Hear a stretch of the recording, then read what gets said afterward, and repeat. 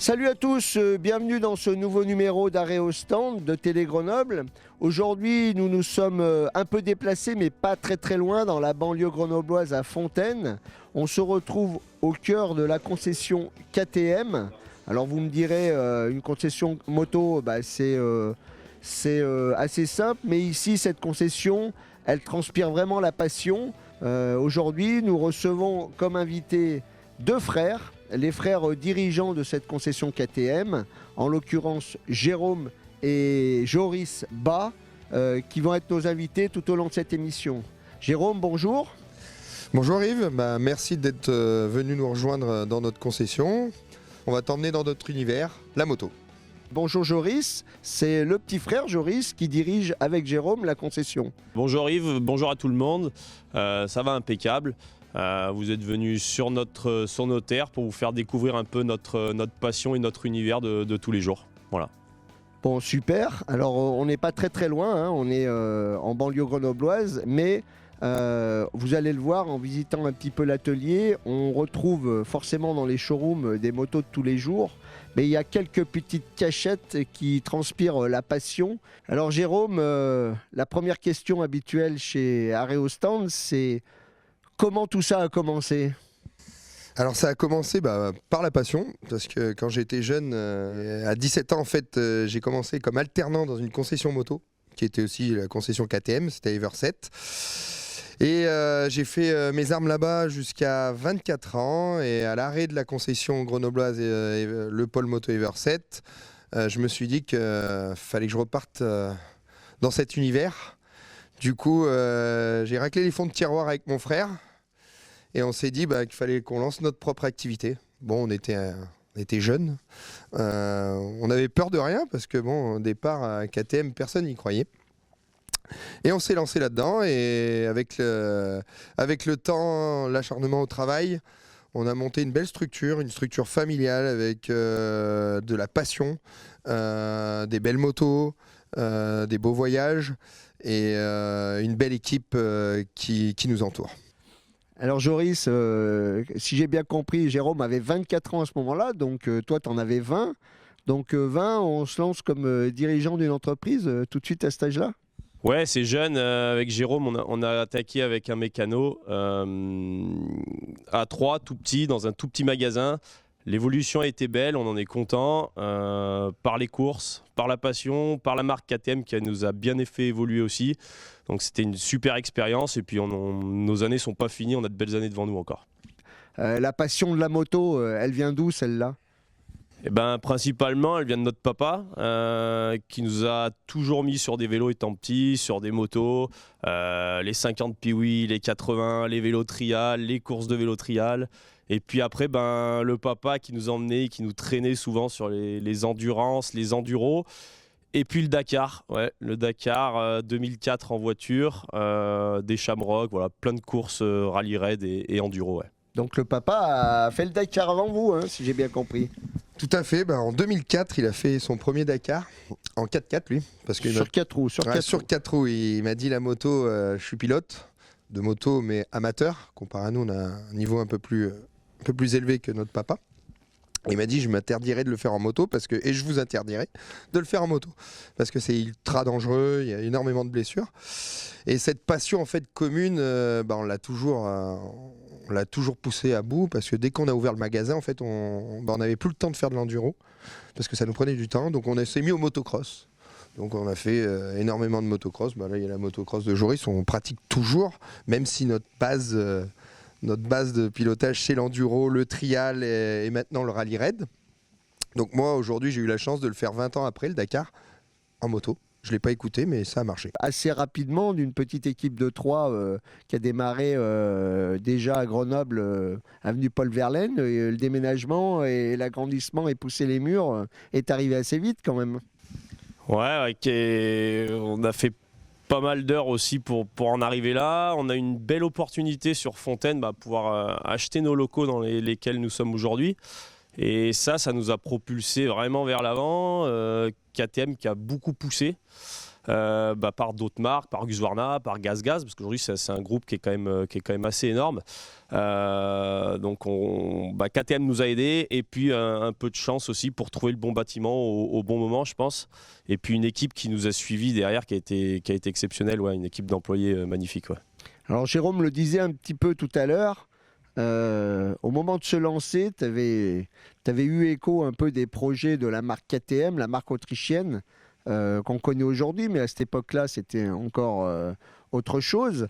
Il y avait quand même un petit côté visionnaire là, de se rapprocher de cette marque-là, parce que quand on voit l'évolution de KTM au niveau français et mondial, et européen, j'ai presque l'impression que votre concession, elle a suivi la même croissance. Tout à fait. En fait, quand on regarde les taux de croissance de KTM et celui d'Universal Ride, on a à peu près les mêmes. Donc ça prouve qu'on a suivi le groupe et qu'on était dans la bonne dynamique. En fait, moi, en étant un apprenti, et juste avant que KTM, que l'ancienne concession KTM ferme à Grenoble, j'étais allé à une convention. Et là, j'ai vu le plan produit flouté sur 10 ans. Et quand on s'est retrouvé au chômage, c'était fou, parce qu'en fait, personne ne voulait KTM sur le bassin grenoblois, et je me suis dit, faut y aller, parce que de toute façon, alors on est 3, on va commencer petit et on verra. Ouais, c'est vraiment, il y avait un bon flair quand même, parce qu'on va rappeler quand même, on va dire, le parcours de la marque KTM.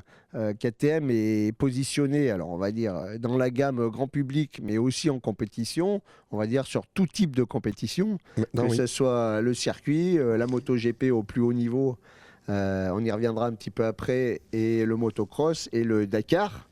Incroyable quoi. KTM, la marque autrichienne, est venue concurrencer forcément historiquement, pour les plus anciens, les marques japonaises, qui sont encore présentes mais qui ont du fil à retordre. Bon, il y a quelques italiennes qui se sont positionnées entre-temps. Mais honnêtement, KTM, c'est au niveau sportif, c'est on va dire dans tous les créneaux quoi. C'est surtout une marque de passionnés, et une marque, leur slogan le dit, c'est Ready to Race. Donc eux, c'est à la base de la compétition, mais ils vont l'apporter à une clientèle.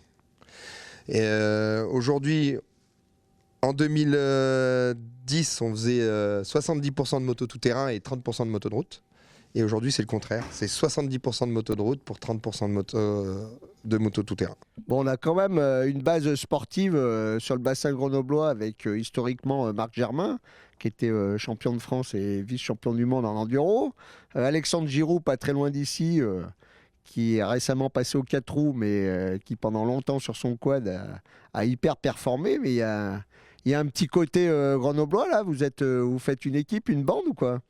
Ouais, Jérôme reviendra avec Giroud, parce qu'il a fait le Dakar avec son team, donc ils se connaissent bien. Et puis pour reparler de Marco, qui est un pilote de renom aujourd'hui dans le métier, qui était Yamaha, qui est passé chez nous là depuis 4-5 ans. Il nous aide à développer les motos, puis ça lui permet aussi d'apporter un peu d'expérience avec les clients. Il est souvent au magasin, il parle avec les clients, et de parler avec des idoles de jeunesse, c'est quand même top quoi. Et puis Jérôme a fait le Dakar, et puis il est passé sur le 4 roues. C'est des sacrées aventures humaines. On y reviendra après dans le déroulement de ta carrière, Jérôme. Si on reprend un petit peu cette concession, si on doit répartir un petit peu la clientèle, grand public, tourisme, moto de route, on va dire moto trail de route, et puis les vrais compétiteurs, les vrais passionnés, la partie cross, la partie enduro cross, je crois bien quand même qu'il y a une vraie clientèle, une vraie passion. Tout à fait. En fait, nous, le but, c'est d'emmener notre passion à tous nos clients. Donc, tu as le côté compétition qui est assez fermé. C'est un milieu, comme dans la voiture, c'est un petit milieu. Mais on apporte quand même notre côté compétition, même au client qui va nous acheter une grosse aventure, parce qu'on va peut-être le faire rêver par rapport au Dakar, on va lui raconter des histoires, et on va lui vendre vraiment un projet. Parce que nous, on équipe beaucoup de motos de trail comme celle-ci, qui n'est pas la base de la moto. La base, c'est une enduro, mais on l'a équipée en rallye. Et le client qui va l'acheter, on va lui emmener tout notre savoir-faire sur ce produit-là. Donc on est hyper impliqué sur l'écoute de nos clients pour leur apporter leurs rêves. Peut-être qu'ils ne vont pas le faire, mais on peut les emmener jusqu'au Maroc, jusqu'à sur un circuit à Barcelone, à Lénon avec nos motos de piste. On est vraiment impliqué dans ça. Ouais. C'est vraiment ça qui est super, hein. Donc après la concession, forcément, qui a suivi le groupe KTM. Donc deux marques qui se sont rapprochées. Forcément, vous avez accroché les marques, on va dire, à votre enseigne. En l'occurrence, Husqvarna, qui était une marque historique aussi. Et puis GazGaz, qui était historiquement plus branché trial, hein, si je ne dis pas de bêtises. Tout à fait, oui. Joris va vous en parler, parce que le trial, c'était un peu plus son dada. Ouais, on a repris, quand on a pu déménager ici, fallait combler les trous, on va dire. Puis c'était bon parce que KTM avait racheté Husqvarna. Donc on a commencé à distribuer Husqvarna sur le bassin de Grenoblois. Et puis là, il y a quelques années, ils ont racheté GazGaz également, qui était une marque espagnole historique connue pour le trial. Et puis voilà, pareil, on a poussé encore un peu les meubles. Donc qui dit pousser les meubles, remis des motos, trial, routière bien sûr chez GazGaz. Et puis aujourd'hui, on repousse encore les meubles, hein, parce qu'on n'est pas que sur la concession, on a un site internet marchand qui marche bien. Et puis on a repris une autre marque qui est CF Moto aussi, là, donc qui arrive. Donc on repousse toujours un peu les meubles petit à petit, quoi. En fait, on n'arrive pas trop à s'arrêter. Ouais. Et puis une fois encore, ces trois marques passion, hein, parce que GazGaz, indirectement avec KTM, on les retrouve aussi en MotoGP maintenant, à travers le team Tech 3. Et puis aussi en enduro, en cross, ils sont toujours aussi présents. Husqvarna, c'est assez historique. Donc, j'ai envie de dire, une, deux ou trois marques, la ligne de conduite, c'est toujours la même, hein. Tout à fait. Après, ça reste le même travail pour les trois marques, même si on en a 4 ou 5 marques. Après, c'est qu'une question d'employés, parce qu'après, arrive un moment, tu rajoutes des marques, faut arriver à suivre. Faut arriver à suivre avec notre staff. Bon, c'est en cours. Là, surtout aujourd'hui, on a un gros investissement qui vient d'être signé depuis 6 mois. Donc, on fait un agrandissement de 1000 m². Encore, après déjà des premiers agrandissements, hein. Tout à fait. Aujourd'hui, en fait, on a la concession, on a notre passion. Ça, c'est la moto. Et aujourd'hui aussi, on s'est mis sur le web. On a 3 sites marchands. Un 4e qui va arriver avec la nouvelle marque qu'on est en train de rentrer. Donc on va dédier 600 m² juste pour de la logistique web et 400 m² avec un atelier dernier cri qu'on va offrir à nos mécanos. Du coup, la partie, on va agrandir notre showroom de 300 m². On va avoir un vrai showroom d'occasion. On veut vraiment mettre en avant l'occasion dans notre concession. Et la marque qui va arriver, c'est CF Moto, qui est une marque chinoise qui est en plein développement aussi, qui a été titrée en Moto 3 cette année. Donc c'est une marque qui est vraiment qui va venir compléter la gamme, on va dire. Qui va compléter notre gamme, tout à fait. Bon, pour revenir un petit peu sur notamment la moto qui est derrière nous, dans ces marques-là, KTM, GazGaz, on peut en effet commander aujourd'hui des motos, typées Rally Raid, hein. C'est des motos qui sont, on va dire, quasi prêtes pour quelqu'un qui veut notamment se lancer dans le Dakar. Bon, il y a encore un petit peu quelques boulots dessous pour installer du matériel, mais elles sont un peu conçues pour ça dès le départ. C'est quoi la suite là? Qui c'est qui achète ces motos? Il doit bien y avoir quelques pilotes qui vous titillent derrière, non? Ouais, après on leur apporte notre savoir-faire, surtout sur les motos, parce que là on est parti sur une moto de base qui n'était pas équipée, hein, qui est une moto de route traditionnelle, d'enduro, enduro routière. Mais c'est vrai qu'on équipe vraiment sur mesure et à la demande du client par rapport à ce qu'il fait. On ne va pas forcément lui vendre des pièces pour 15 000 €, on va vraiment l'adapter à sa pratique et à son niveau en fait. Voilà. Alors, le Graal absolu, c'est le Dakar, on le sait, mais il y a quand même d'autres types de rallye raid qui intéressent des clients. Vous les suivez, vous Rallye du Maroc, etc. Le Rallye du Maroc, c'est un petit Dakar, hein. C'est le championnat du monde des rallyes, donc là, c'est déjà à niveau pro. Il faut déjà avoir un très bon niveau. Okay. C'est ce qui nous fait accéder au Dakar. Ouais. Après, on a beaucoup de raids au Maroc ou dans d'autres pays, hein, Tunisie, Algérie. Et après, il y en a en Europe, il y a la Grèce. En fait, il y a beaucoup de raids. Et on a beaucoup de clients qui font du raid. Parce que c'est pas des sportifs de haut niveau, mais ils veulent découvrir le désert. Donc nous aujourd'hui, ce qu'on fait, c'est qu'on prépare des motos d'enduro ou de ce type de moto raid pour qu'ils puissent pratiquer cette passion.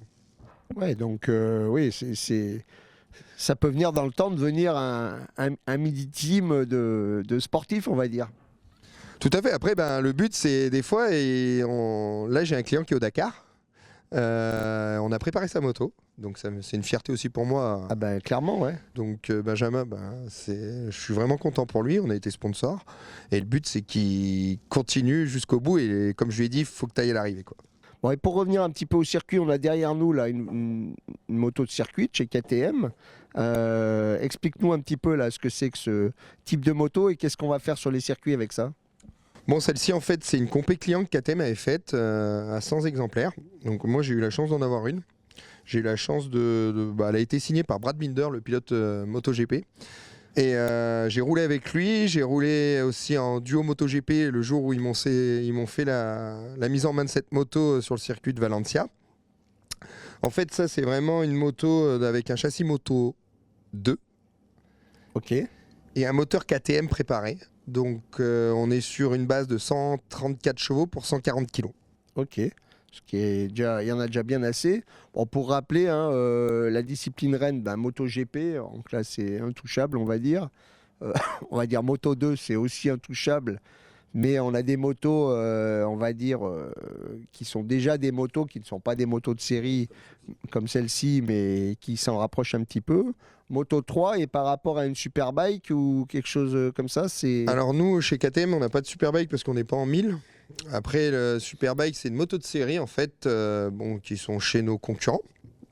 Ils ont le droit à certaines modifications par rapport à l'origine, mais il faut qu'ils gardent une base origine. Ouais. Ok, et là, quelques clients quand même qui tournent en circuit au niveau de la concession? Oui, on a quelques clients qui tournent en circuit, donc soit sur des gros roadsters, la 1390, quelques clients qui ont des RC8C, donc des modèles un peu premium. Et là, KTM arrive avec une RC9, donc une vraie moto de circuit qui arrive courant d'année. Et là, on a vraiment de la demande et on va vraiment avoir une clientèle dédiée à la piste. On vous remercie beaucoup et puis on va vous retrouver tout de suite, Jérôme, un peu pour parler de ta carrière sportive, parce qu'à temps perdu, il y a quelques courses le week-end, c'est ça? Tout à fait, Yves. À côté de ça, oui, je fais encore un peu de course. Bon, ça me prend du temps, vie de famille, mais la passion de la moto reste la compétition pour moi. Une vie pour de moi. famille, une concession à gérer et quelques compétitions à quelques côté. belles compétitions. On va dire pour la forme. Tout à fait, oui. Allez, on se retrouve tout de suite pour parler de ta carrière. Bon, Jérôme, on se retrouve tous les deux, on va dire, dans les ateliers de la concession Universal Ride. On va parler plus de ta carrière sportive, hein, parce que, comme tu l'as dit tout à l'heure, une petite vie de famille, une petite concession qui a explosé en une dizaine d'années, et puis à côté, la compétition qui te tient à cœur depuis très longtemps, hein. En fait, je marche au challenge et au projet. Donc aussi bien dans le boulot, donc avec les agrandissements, l'évolution, et aussi bien dans la moto. Il faut toujours que j'ai un challenge pour avancer, parce que c'est toujours ça qui me tire vers le haut. Et du coup, la moto en fait partie, et la compétition aussi. Donc on va reprendre. 2004, c'était premier petit roulage, on va dire, en cross, en enduro. À cette époque-là, tu as 15 ans, c'est ça? Tout à fait. 2004, j'ai commencé au Trophée des Abeilles en 50 cm3. Là, j'ai appris la vie de la moto. J'ai appris à pousser la moto. J'ai appris, parce que les motos n'étaient pas très fiables, donc on cassait les motos au milieu de la forêt. On se retrouvait seul à 14 ans. Pas trop de téléphone il y a 20 ans. Là, on n'est pas en cross, là, on est déjà en petit enduro, là. La base, c'est l'enduro. Moi, mon père, on est passionné d'enduro, de rallye. Et ensuite, on est arrivé au motocross à cause du travail, en fait. D'accord. Mais bon, la passion était là depuis tout jeune. Et puis après, tu as roulé, bossé, rentré en concession. Après, j'ai fait pas mal d'années d'enduro. Ensuite, on a ouvert la concession, donc du coup, en 2014, il y a 10 ans. Là, j'ai arrêté l'enduro parce que j'avais pas le temps. Et j'ai dû me consacrer un peu au motocross parce que les courses, c'était que le week-end. Donc, je faisais beaucoup de courses de cross dans la ligue. Donc, je liais le travail et la compétition parce qu'on avait tous nos clients cross le week-end. Donc, on était tout avec nos clients. Et je faisais la compétition avec eux. Donc, c'était de bonne guerre. Et à cette époque-là, tu roulais sur quel type de moto, là? Alors, j'avais une 4,5 SXF, donc une motocross qui était préparée pour le motocross. Et une année, j'ai monté un team d'enduro en 2016. En fait, je sponsorisais un team Et le patron du team, il me dit, bah, tu voudrais pas venir rouler avec les pilotes et tout? Je lui dis, allez, c'est parti. Bon, du coup, je prends une 300. Ben, ce type de moto, bon là, il est démonté, on est désolé, mais Déjà en KTM. toujours en KTM, parce que bon, je vis KTM depuis que je suis gamin. Désolé pour les autres marques, mais bon, ça a été quand même une des marques les plus titrées dans le milieu du tout-terrain. Et du coup, en 2016, je me lance au championnat de France. Ça faisait 6 ans que j'avais pas fait un championnat de France d'enduro et je me retrouve au départ de la course. Super. En National 3, là. Tout à fait, National 3, la moto avait 1 heure, je l'avais rodée sur la route la semaine d'avant et je me dis, bon, bah, de toute façon, on part à l'aventure, on verra bien comment ça se termine. Et ça s'est bien terminé quand même. Première course direct dans le coup, deuxième et troisième dans le week-end. Je pensais même pas finir deuxième et troisième. Et au fur et à mesure des courses, ben, on allait chercher le titre, quoi. Donc champion de France, chef d'entreprise. Ça, dès 2016. Dès 2016. D'accord. Sur le principe d'un rallye du championnat de France, hein, finalement. Tout à fait, on avait à peu près les mêmes principes que la voiture, mais nous, c'est en moto et dans les chemins, dans la terre. Donc après Jérôme, quelques années de cross, d'enduro qu'on suivi au milieu de la gestion de la concession. Tout à fait, bon, on a fait 2016 champion de France d'enduro, 2017 championnat du monde d'enduro par équipe où on finit 5e avec Marco Germain et Nicolas Paganon qui étaient des pilotes officiels au début de retraite, mais on a fait une belle course. Et là, j'ai eu une blessure donc, qui m'a écarté pendant 1 an. Suite à une chute? Non, même pas. C'est un appui sur le genou. Et donc, je me suis fait les croisés, plus me casser le pied. Donc, pendant 1 an, je me suis mis de côté. Et j'avais un rêve. Et là, bah, pendant 1 an, bah, j'étais un peu aigri. Ma femme voulait me pousser de la maison parce que bah, du coup, je pouvais plus faire de moto. Je bossais beaucoup. Donc, il fallait que je trouve vite une solution. Donc, qu'est-ce que j'ai fait? Bah, j'ai pris un coach sportif et je me suis remis beaucoup au sport. Et je me suis mis au Touquet. Parce que pendant une période, il fallait que je trouve donc j'ai fait l'Enduropal du Touquet 3 années de suite, où ça commençait à performer, parce que la première année, on avait fait 70e, sans avoir trop d'entraînement. Je me dis, sur 1000 participants, ça doit être pas mal, on va essayer d'aller plus loin. Et après, bon, j'ai eu 2 casses moteurs, mais on jouait dans les 30e, dans le top 30, donc ça a commencé à rouler vite. Pour des Grenoblois qui viennent dans le Nord, c'est pas trop mal. Bien coaché par Marc Germain aussi quand même. Et ouais, Marco en plus il l'a fait en même temps que moi et l'objectif c'était que je voulais le battre. J'ai eu un meilleur temps en course que lui, mais bon lui il a fini donc du coup c'est lui qui mérite son top 30 quoi. Bon, le Touquet c'est un bon intermédiaire vers les grands espaces, hein. Ça avance petit à petit dans ta tête? Alors ouais, j'ai goûté au sable. Au Touquet, je me suis dit, j'ai un petit feeling avec le sable et je me dis, et l'enduro, qui est une partie aussi un peu de découverte de la nature, mais pas dans des grands espaces. Et là, je me dis, faut que je lie le Touquet et l'enduro. J'ai commencé à regarder le rallye. Entre-temps, j'ai perdu mon papa en 2020, juste avant le Covid.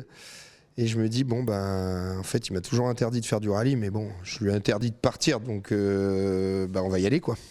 Et un peu, il y a un hommage à ça, et je me suis pris au jeu, et je me suis dit, 2021, bon, il y a eu le Covid, donc c'était un peu compliqué. Donc 2021, je m'inscris au rallye du Maroc. Donc j'achète ma moto de rallye, je connaissais rien. J'ai dit, je vais prendre une assistance. Je devais faire le rallye, le Dakar en 2022. Mais là, ma femme m'annonce au mois d'avril que je vais être papa. Et ça tombe bien, c'est que ma fille est arrivée le 2 janvier, donc pas de Dakar. C'est pile la bonne période. Pile la bonne période pour pas que je parte au Dakar. Mais elle m'a dit, va rouler au Maroc. Donc j'ai roulé au Maroc. Et en fait, ça s'est super bien passé. Très bonne nave, je me suis jamais perdu. Et là, dès que je suis rentré du Maroc, j'ai dit, mais en fait, c'est ce que je veux faire, en fait. Alors derrière nous, là, on a... on va dire la moto avec laquelle tu as fait le Dakar par la suite, mais on est déjà sur donc, des motos, comme on le disait tout à l'heure, compétition client. Alors là, on ne le voit pas très bien parce que la moto est démontée. Dès que tu as goûté au Maroc, tu as senti que le rallye dead, c'était encore une autre étape après l'enduro, quoi. Ah tout à fait, dès qu'on goûte aux grands espaces et surtout à la solitude, parce qu'en fait, quand on rallye, il y a beaucoup de solitude et par rapport à nos métiers prenants, ça nous fait du bien. On vit pour nous pendant 5 jours au Maroc et pendant 15 jours au Dakar. Et du coup, on passe des caps personnels, on mûrit et on est d'autres personnes par la suite. J'espère en bien, hein, je le pense. Donc du coup, j'ai fait une impasse. J'ai fait en 2023. Je me suis blessé à l'épaule, bêtement. Bon, ça arrive quand on fait de la moto. Donc j'ai pas pu aller au Maroc et au Dakar. Et 2023, je suis reparti au Maroc. J'avais monté mon équipe avec Alexandre Giroux, que je remercie pour ses conseils, parce que bon, Alex, c'est un pilote de quad, mais il a une belle maîtrise des événements. Alexandre Giroux qui est passé sur 4 roues, hein. Mais forcément, comme je le disais tout à l'heure, là, on a une équipe d'enduristes, de rallye raid sur le secteur où il y a vraiment de quoi faire, quoi. Tout à fait. En fait, je me suis rapproché d'Alex et je lui ai raconté mon projet, comme quoi je voulais faire Maroc-Dakar. Et il me dit, tu sais quoi, on va monter, moi j'ai ma structure, je t'emmène avec ton chef d'atelier, Raphaël. Et on est parti. Alors, le test, c'était le Maroc. Il m'a dit, c'est parfait, au Maroc, ça s'est bien passé, on part au Dakar ensemble. Donc là, on est en rallye 2, hein, pour expliquer, c'est un petit peu comme en WRC ou dans bien des disciplines, on a, on va dire, l'élite absolue, où KTM est complètement présent, on va dire, pour jouer la victoire. Et puis rallye 2, on est sur une moto, on va dire, compétition client, déjà d'un très très haut niveau, hein, parce qu'on voit des rallye 2 qui font des top 10 dans bien des étapes.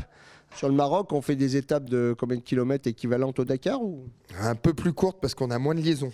En fait, les spéciales vont être de 300 à 400 km, donc on a des spéciales à peu près équivalentes au Dakar, mais on a un peu moins de liaisons et on a surtout moins de journées, quoi. On a 5 jours, donc ça nous prépare 2 mois avant à ce qu'on va avoir au mois de janvier.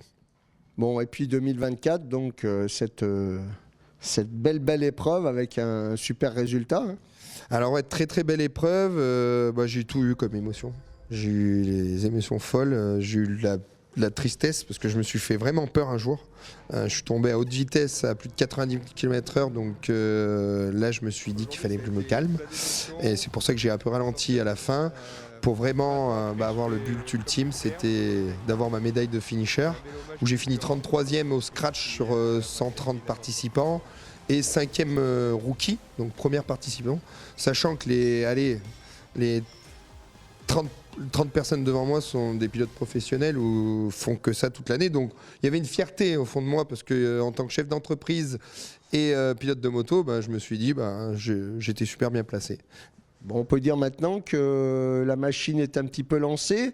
2025, il y a une petite pause, mais dans un coin de ta tête, là, il y a plein de projets, si je dis pas de bêtises. Tout à fait. 2025, pause due à l'investissement professionnel. Donc, on fait une pause professionnelle, sinon on aurait été au départ.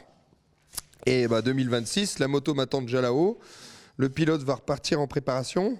Et normalement, si tout se passe bien, on refait Maroc et Dakar. Moi, aujourd'hui, c'est en 2026. Si je peux faire mieux que 33e, je le ferai. Mais j'ai pas envie de me blesser. Ça demande énormément d'entraînement et aussi une part de chance. Parce que sur 400 km par jour de spécial, il peut se passer beaucoup de choses. Moi, je l'ai vécu. J'ai eu une énorme chute. J'ai rien eu. Un peu des contusions et beaucoup de bleu. Mais du coup, elle aurait pu aussi s'arrêter là. Donc, je veux finir mon Dakar 2026 et on regardera le résultat à la fin. Un top 15, un top 10 dans une spéciale, un top 1 en Rallye 2 ? Rallye 2, ça serait dur parce que Rallye 2, c'est déjà des pilotes pros, hein. Les premiers, ils roulent ils font des top 10 scratch. Moi, l'année dernière, j'ai fait un top 24, ce qui était déjà bien pour une étape.